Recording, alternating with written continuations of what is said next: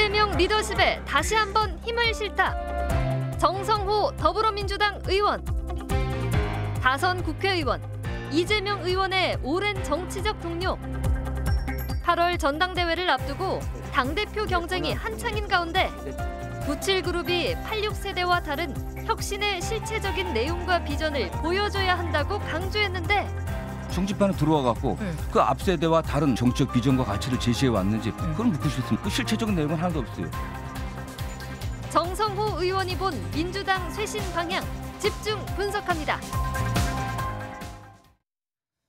민주당이 전당대회를 앞두고 당대표 경쟁이 한창입니다. 과연 어떤 새로운 리더십이 탄생할까요?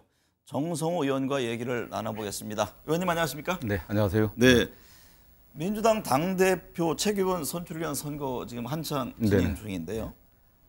강원, 대구, 경북 투표 결과 이재명 의원의 압승으로 나왔습니다. 그러니까 이른바 이재명 의원이 당대표가 된다. 이대명, 이게 현실화하는 겁니까? 뭐 제가 그 현장에서 느낀 당원들이라든가 지지자들의 어떤 반응 굉장히 뭐 열광적이었습니다. 사실 그렇지만 뭐 75% 가까이 이렇게 압도적인 지지가 있을 거라고는 예상을 못했고요. 다만 현재 윤석열 정권의 어떤 독주와 폭선, 폭주 또 뭐 무능력 이런 걸 보면서 우리 국민들께서 역시 이재명 후보가 되었더라면 좀 달라지지 않았겠나 하는 이런 아쉬움들이 많이 있었던 것 같고요. 그리고 역시 지금 다른 후보님들도 물론 장점이 있지만은 그래도 이런 난국의 상황에서 이재명 정도의 어떤 경험과 경륜, 또 업적과 성과가 검증된 그런 리더십이 나와야 되지 않겠냐는 그런 기대가 있는 것 같습니다. 근데 예비 경선 때 이재명 후보와 이화의 뭐 박빙의 승부 이런 얘기가 나왔는데 그 일부의 그냥 주장이 해프닝이었습니다. 사실. 향후 어떤 변수가 있을까요? 뭐 다른 변수는 없을 것 같고요. 첫째는 이재명 후보 본인이 더 차분하고 신중하게 더 겸손한 자세로 국민들에게 본인의 비전과 가치를 제시할 것이고요. 당 내부의 여러 가지 어떤 비판들이 있겠지만 그걸 잘 극복하는 게 중요할 것 같고 외부적으로는 역시 지금 윤석열 정권이 총체적으로 또는 총력을 다해서 이재명 후보의 어떤 흠집을 내려고 하는 것 같습니다. 거기에 대해서 좀 의연하게 또 잘 대처하는 게 좀 필요할 것 같고요. 다만 뭐 경쟁 후보들이 주장하는 뭐 반 이재명 단일화 그건 큰 변수가 되지는 않을 거라고 보고 있습니다. 앞서 여론조사를 보더라도요. 당원과 민주당 지지자들은 당대표 이재명 의원에 대한 지지가 압도적인 결과들이 계속 나왔었거든요. 분명히 이 의원에게 바라는 리더십이 있을 텐데 민주당에 가장 필요한 것은 지금 뭐라고 보세요? 일단 첫째는 통합의 리더십이 필요한 게 아닌가 생각합니다. 대선 경선 또 이후에 당 내부의 어떤 갈등이 굉장히 큰 것처럼 국민들에게 비춰지고 있거든요. 일단 당이 내부적으로 통합이 돼야 우리 윤석열 정권의 어떤 폭주를 견제할 수 있고 또 차기 총선을 제대로 준비할 수 있지 않겠습니까? 당 통합의 리더십이 필요한 것 같고 우리 민주당에 더 씌워진 이념 정치 또는 운동권 정치, 진영 논리를 좀 극복하고 민생제일주의 또는 실용주의 노선을 갖다 확립하는 게 굉장히 필요할 것 같습니다. 민생 실용의 어떤 개혁 노선을 확립하는 게 과제가 아닌가 생각합니다. 이 의원이 당대표가 되면 그런 방향으로 갈 것으로 보십니까? 저는 뭐 확신하고 있습니다. 본인도 계속 이야기하고 있고요. 정치개혁도 중요한 과제인데요. 선거제라든가 권력구조 개편 등이 개헌에 대해서는 어떻게 보고 계세요? 이재명 후보도 그 당 경선 당시에 그 4년제 중임 개헌에 대해서 뭐 긍정적인 얘기를 했습니다. 저는 이게 대통령 되시는 분의 또 대통령의 어떤 선의에 기대서는 안 될 것 같습니다. 제도적인 결함이 있다고 하면 고쳐야 되는데 역시 5년 단임제, 제왕적 대통령제의 문제점이 상당히 있는 게 아닌가라는 생각을 하고 있고 국민들도 많이 동의하시리라 생각하고 있습니다. 그렇기 때문에 4년 중임제 개헌을 해야 되는데 그러려고 하면 역시 윤석열 대통령께서 결단을 하고 임기를 단축하는 데 동의해야 되겠죠. 그리고 그 안에서 내용적으로는 역시 좀 권력을 좀 분산하는 상호 견제 균형을 맞춰낼 수 있는 그런 제도 개혁이 들어가야 될 것으로 보고 있습니다. 1년 임기 단축을 통한 어떤 선거일을 좀 맞추는 여기 그렇죠. 된다. 2026년도 지방선거와 맞춰도 되고 그렇지 않겠습니까? 이 의원을 둘러싼 이런저런 지금 논란이 이어지고 있습니다. 말씀하신 대로 검경의 수사가 전방위로 펼쳐지는 양상인데요.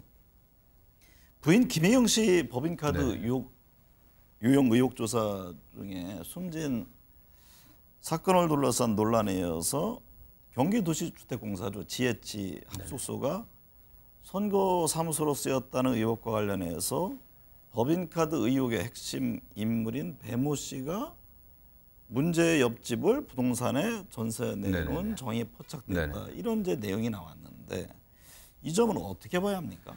저는 뭐 법인 그 김혜경 씨 그 법인카드 문제는 이게 뭐 새로운 게 아니지 않습니까? 이게, 이게 뭐 1월 달에 나와갖고 윤석열 대통령이 3월 10날 그 승리하셨고 5월 10날 취임했습니다. 벌써 3월, 4월, 5월, 6월, 7월 지금 도대체 이게 그렇게 복잡한 사건입니까? 사실은 새로운 사실 하나도 없습니다.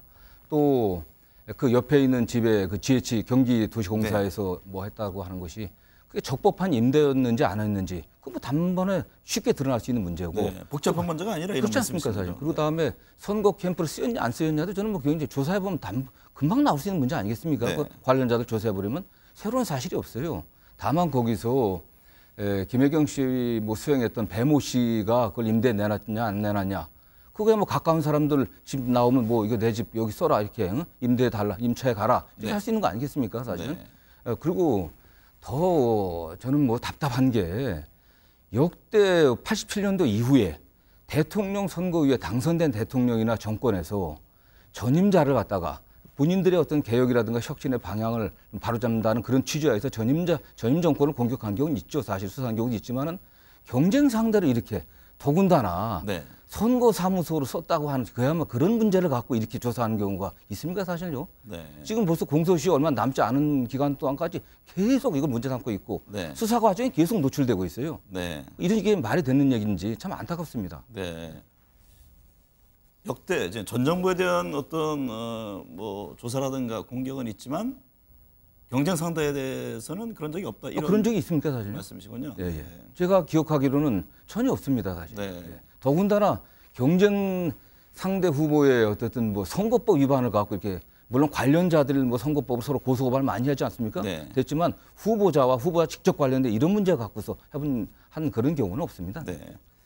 기소됐을 경우에요. 직무정지를 윤리위원회에 제소할 수 있다는 이제 당헌 80조 개정 문제에 대해서 관심이 커지고 있는데 정 의원은 조문 해석의 문제로 이 정치 보복성의 경우는 안 할 수 있는 만큼 개정이 불필요한 거다 이런 입장을 내요. 이게 정치 보복이 아니라고 하더라도 이걸 그 기소됐을 경우 지금 당원권을 정지하고 윤리위원회에 회부할 수 있는 게 이게 사무총장의 권한으로 되어 있습니다. 사무총장이 할 수 있다로 되어 있습니다. 할 수 있다. 당 대표가 하는 게 아닙니다. 뭐 비대위에서 뭐 최고에서 하는 것도 아니고 사무총장이 할 수 있는 거기 때문에 저는 안 하면 되는 겁니다, 사실은. 더군다나 그런 경우고 그런 면에서 이거를 강행 규정이 아니라 재량 규정으로 해석한다면 큰 문제가 될 거라고 보지 않고 있고요.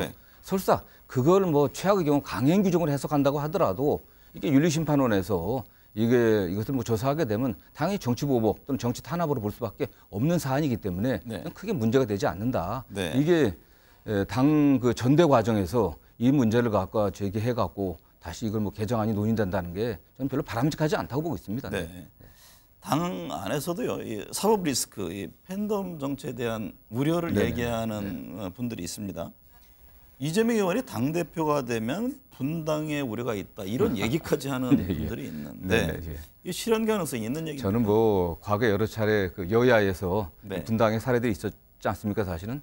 저는 뭐 어떠한 그 분당의 명분도 없고 저는 그렇게 될 가능성은 전혀 없다고 생각하고 있습니다. 또 대부분의 의원들이 이재명 후보를 뭐 지지하지 않는 의원들도 우리 당의 미래에 대해서 걱정하고 다음 총선 승리에 대해서 여러 가지 걱정하는 바가 있기 때문에 문제 제기를 하는 거지 그분들이 민주당의 노선과 가치가 마음에 안 맞아서 당을 떠나겠다? 그럴 일은 전혀 없다고 생각하고 있습니다. 그럼 8월 전당대회가 끝나면은 당은 어떤 새로운 모습으로 바뀔 것이다. 결국 뭐 이재명 그 당대표 중심으로 새롭게 좀 뭉칠 거라고 보고 있고요. 또 이재명 당대표가 그러기 때문에 확실하게 그야말로 투명하고 혁신적인 또 시스템 공천의 원칙들을 밝히면 될 것이고 어느 진영에 있었든 간에 뭐 진영이라기보다도 어느 계파에 있었든 간에 능력에 따라서 네. 또 탕탕평평하게 또 당직 인사하고 네. 또 의원들을 또 통합할 수 있는 여러 가지 행동들을 하면 될 거라고 보고 있습니다. 네. 결국에는 공천 문제 아니겠습니까? 저는 그 면에서 이미 시스템 공천 체제가 확실하게 갖춰져 있기 때문에 네. 이재명 당대표 된다고 하면 이재명 당대표의 자의가 개입될 여지는 없고요. 네. 이미 이 문제가 많이 논의됐기 때문에 국민들도 보고 있고 언론도 보고 있습니다. 네. 이재명 후보가 자의적인 공천을 한다, 소위 말하는 공천 학살했다고 하면은 민주당이 총선에서 국민들의 엄중한 심판을 받게 되겠죠. 네. 네. 최근 윤석열 대통령 지지율이 20%대로 하락했는데요. 정권 100일도 안 돼서 상당히 이례적인 일입니다. 네네. 어떤 점이 가장 큰 문제라고 보세요?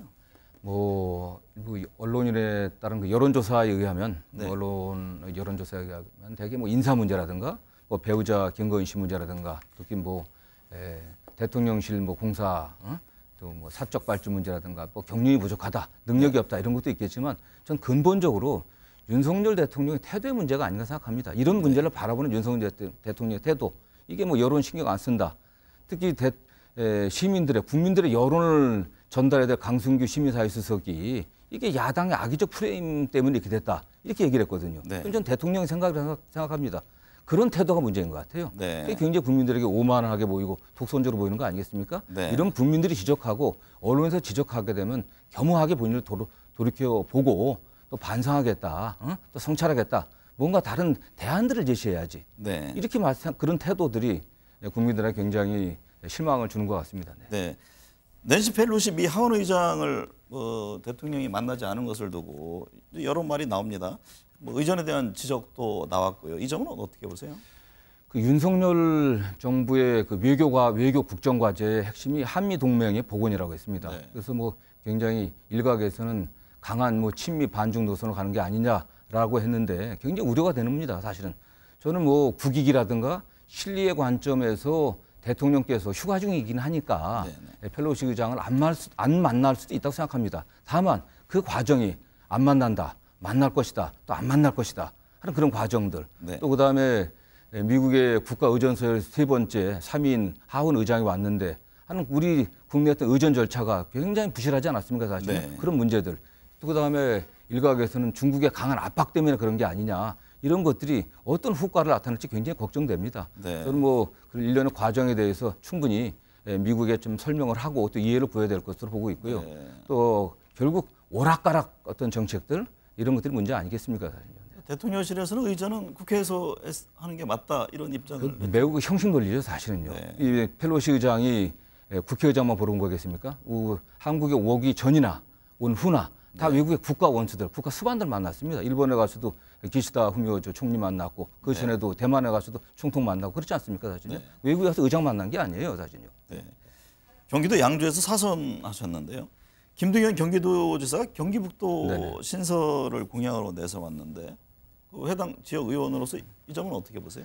저는 뭐 매우 그 바람직하고 네. 긍정적으로 좀 생각하고 있습니다. 어쨌든 경기 북부 지역이 경기 남부에서 비해서 굉장히 상대적으로 낙후되어 있고 경기 남부뿐만 아니라 낙후된 다른 지역보다 더 낙후된 지역이 있습니다. 네. 그렇기 때문에 경기 북부의 어떤 잠재 성장력을 좀 회복하고 국가 안보를 희생했던 경기 북부 지역의 새로운 성장 동력을 만들어내서 네. 국가 전체 발전에 도움이 될 거라고 생각하고 있습니다. 네.